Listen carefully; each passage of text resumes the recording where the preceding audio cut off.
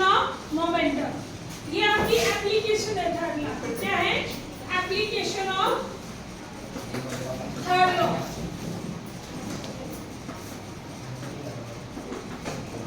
Third law क्या कहता है कि अगर मान लो किसी ऑब्जेक्ट पर फोर्स लगाती है तो वो ऑब्जेक्ट भी उसी ऑब्जेक्ट पर वापस एक फोर्स लगाता है जो equal in magnitude but opposite in direction. यानी कि action and reaction both are equal in magnitude but opposite in direction. इसी की एप्लीकेशन क्या है? Law of conservation of momentum. Law of conservation of momentum. कोई बात नहीं।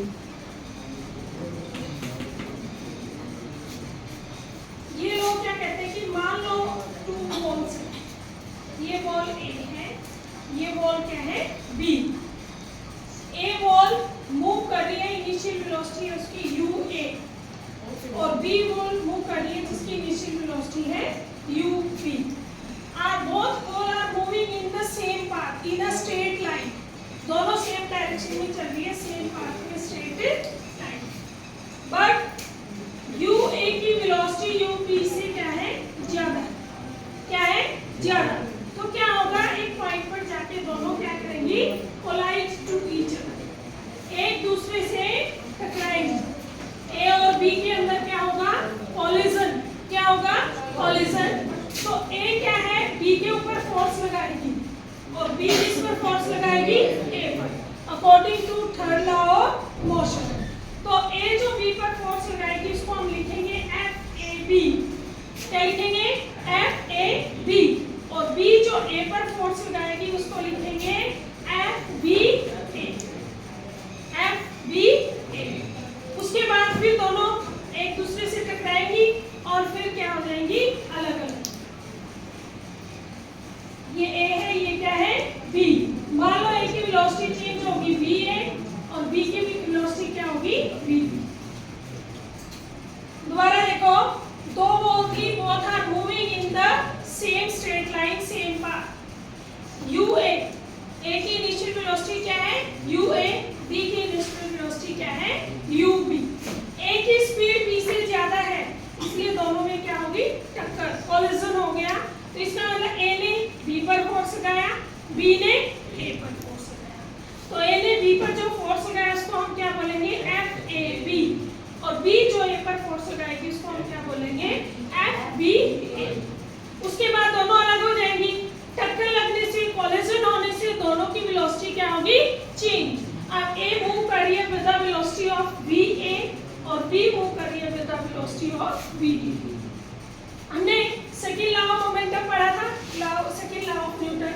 उसमें हमने पढ़ा है कि FAB फोर्स किसके बराबर होता है? Mass into acceleration.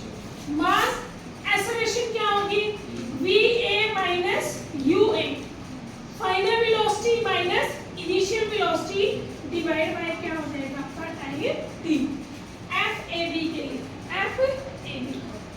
इसी तरीके से फोर्स VB ए पर लगाएगी, उसका फोर्स भी कितना लगाएगी? मास इनटू एक्सेलरेशन, उसका मास m, ठीक है। उसकी velocity VB, final velocity minus initial velocity divide by क्या हो जाएगा आपका? Time T। अब थर्ड लॉ क्या कहता है? दोनों force equal in magnitude but opposite in direction. Equal है तो आप लिखोगे FAB किसके बराबर है? FBA। बट साथ में क्या आ जाएगा? माइनस, क्योंकि डायरेक्शन क्या है? अपोजिट। तो दोनों की वैल्यू को इक्वल रखो। यहाँ आप रखोगे, ये लिखा हुआ, मैं इसको दोबारा लिख देती हूँ। FBB minus VA is equal to T, और यहाँ क्या लगा दो? अब देखो, T से T क्या हो गया? कैंसल। M से M क्या हो गया? कैंसल। अब हम क्या करेंगे? इसको लिख सकते हैं VA, सॉरी मास कैंसिल नहीं होगा भाई, क्योंकि मास तो दोनों का डिफरेंट है। इसका मास MA है और इसका मास क्या है? MB। दोनों बॉल का मास क्या है? अलग अलग है, ये कैंसिल नहीं होगा। इसको लिखो MA, ब्रैकेट खोल दो, ये पहले ऐसे लिख लो। MA bracket VA minus UA is equal to minus MB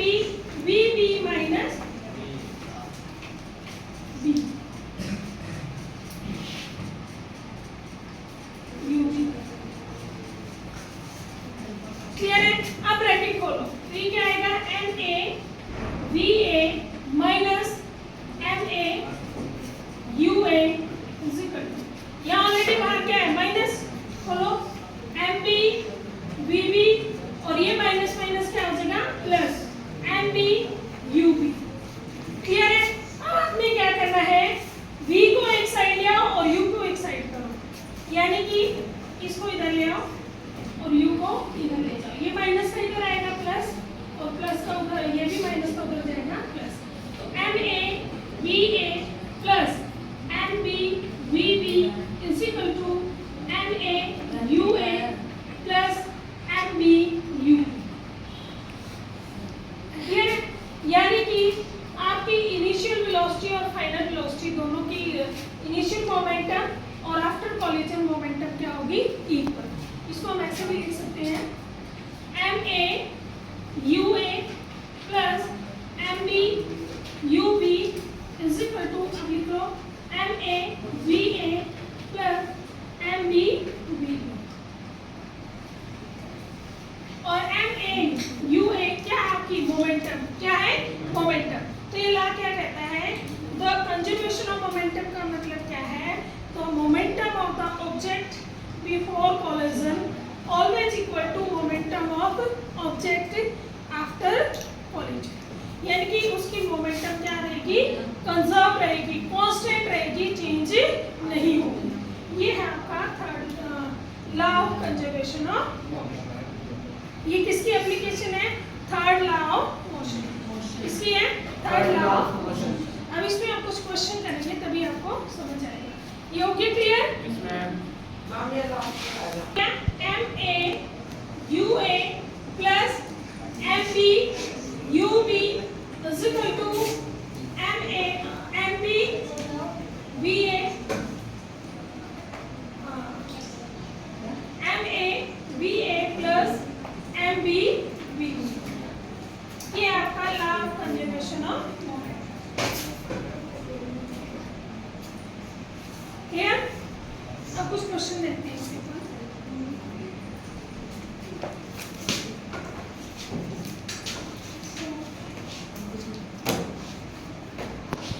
देखो क्वेश्चन है, एक बुलेट है जिसका मास है, बुलेट समझ रहे हो, जिसका मास है 20 gram, horizontally fired with a velocity, उसको वेलोसिटी से फायर किया 150 metre per second from a pistol. एक पिस्टल है जिसका मास ये MA मान लो, तो पिस्टल का क्या आ जाएगा MB 2 kg। What is the recoil velocity of the pistol. देखो क्वेश्चन ये है आपका,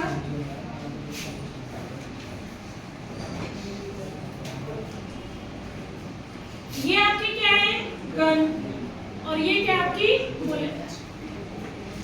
ये कह रहे हैं इस बुलेट का मास कितना है 20 ग्राम, कितना है 20 ग्राम, और इस बुलेट का मास, गन का मास कितना है 2 kg, क्या है 2 kg। तो इसको हम क्या मान लेंगे MA कितना आपका 20 ग्राम। स्टार्टिंग में आपको पता है बुलेट क्या होगी आपकी रेस्ट में, तो UB क्या होगी इसकी 0, UB क्या होगी 0, और बुलेट भी आपकी क्या है रेस्ट पे है स्टार्टिंग में, और ये इसकी भी UA भी क्या होगी 0। अब इसको फायर किया गया तो VA कितना हो गया 150 मीटर पर सेकंड। तो ये क्या किस स्पीड से पीछे आएगी रिकॉइल वेलोसिटी हमें इसकी बतानी है, यानी कि हमें निकालना है इसका VB क्या होगा, VB क्या होगा according to law of conservation of momentum. MA UA plus MB UB is equal to MA VA plus MB VB। UA और UB दोनों ही 0 है, इसलिए ये तो सारी स्टेटमेंट यहाँ तक क्या होगी, टर्म सारी क्या होगी 0। MA मास कितना है इसका 20 ग्राम, और यहाँ क्या है किलोग्राम, इसको किलोग्राम में बदलो, 20 को डिवाइड कर दो, यानी कि 0.02 kg। बुलेट का मास कितना हो गया 0.02 kg। इसकी वेलोसिटी कितनी है 150 प्लस MB कितना है 2 और VB हमें निकालना है। क्लियर है?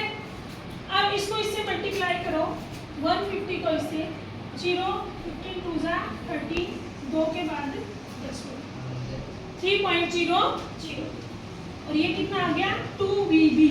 VB को इधर ले आओ भाई, VB कितना आ जाएगा 3 और माइनस का, तो यहाँ से VB क्या आ जाएगा -3/2 यानी कि -1.50 मीटर पर सेकंड। इस वेलोसिटी से जो आपकी गन है वो पीछे की तरफ जाएगी, जिसको हम बोलेंगे रिकॉइल वेलोसिटी। ये थी आपकी application of third law of motion, या कह सकते हो conservation of law of conservation of momentum. समझ में आया? स्टार्टिंग में हमने यू है, दोनों चीज क्या है रेस्ट पे है, बुलेट भी और गन भी क्या है रेस्ट पे, तो यू तो क्या होगी 0, इसलिए पूरी टर्म क्या हो जाएगी आपकी 0। इसका मास कितना है 20 ग्राम था, इसलिए इसको किलोग्राम में बदल दिया, तो क्या आ गया 0.02। किस वेलोसिटी से मूव करेगी 150, मल्टीप्लाई कर दिया, प्लस इसके मास कितना है 2 kg, इसकी वेलोसिटी हमें निकालनी है, इसको मल्टीप्लाई करोगे तो क्या आ जाएगा 3.00 प्लस 2 VB आप निकालोगे तो वो क्या हो जाएगा, ये इधर ले आओ, माइनस का हो जाएगा 3/2 यानी कि -1.50। माइनस का मतलब क्या शो कर रहा है कि आपकी जो गन है वो बैकवर्ड डायरेक्शन में जा रही है। किस डायरेक्शन में जा रही है? Backward, opposite to bullet. Clear है? कोई कंफ्यूजन, किसी बच्चे का कोई डाउट? ठीक है, थैंक यू। एक गर्ल है जिसका मास है 40 kg। गर्ल्स का मास है कितना 40 kg। ये जंप कर रही है स्केट स्कूटर जो होता है आपका, उसके ऊपर, स्केटिंग के ऊपर।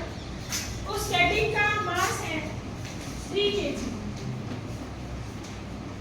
ओके, और जिस वेलोसिटी से जंप कर रही है UA, ये जो इसकी वेलोसिटी है आप कह सकते हो 5 मीटर पर दिया हुआ।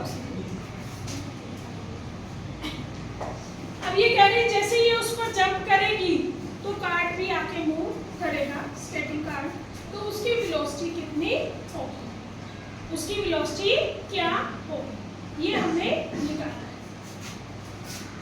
अब मान लो ये कार्ट है जिसका मास क्या था 3 kg, और इसके ऊपर जो ये गर्ल जंप कर रही है जिसका मास कितना है 40 kg, और किस वेलोसिटी से 5 मीटर